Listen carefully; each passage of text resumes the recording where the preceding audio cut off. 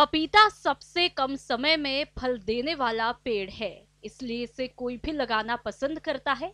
पपीता न केवल आसानी से उगाया जा सकता है, बल्कि ये लाभ भी जल्दी देने लगता है। ये पोषक तत्वों से भरपूर, स्वास्थ्यवर्धक और लोकप्रिय फल है, जिसे डेंगू बुखार पीड़ितों के उपचार में अधिक प्रयोग किया जा रहा है।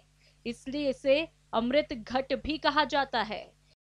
पपीते का पके और कच्चे दोनों रूपों में प्रयोग किया जाता है।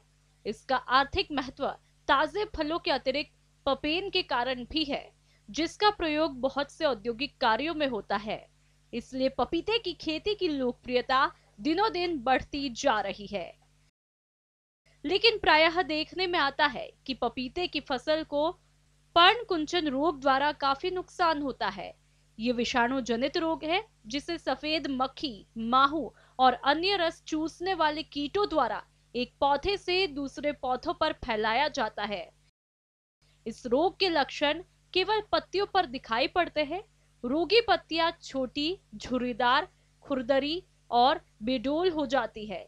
पत्तियों के शिराओं का रंग पीला पड़ने लगता है और रोगग्रस्त पत्तियां नीचे की तरफ मुड़ जाती है, जिससे ये उल्टे प्याले की तरह दिखाई पड़ती है। इसी तरह किसान भाइयों, पपीता की फसल में मोजैक रोग भी काफी देखने में आता है। ये भी विषाणु जनित रोग है, जिसे रस चूसने वाले कीट फैलाते हैं।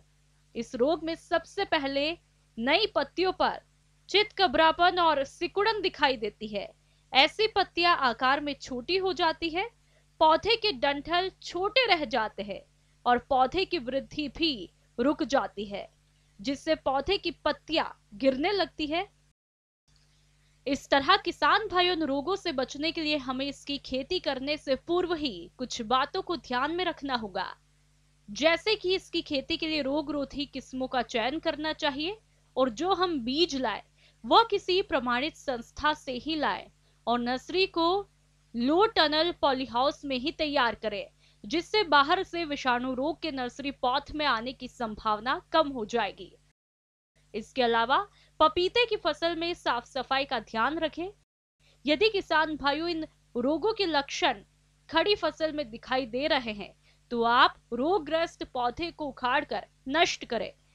और इसके अलावा इन रोगों को फैलाने वाले रस चूसक कीटों के नियंत्रण के लिए नीम तेल 5 मिलीलीटर प्रति लीटर पानी की दर से घोल बनाकर फसल पर छिड़काव करें।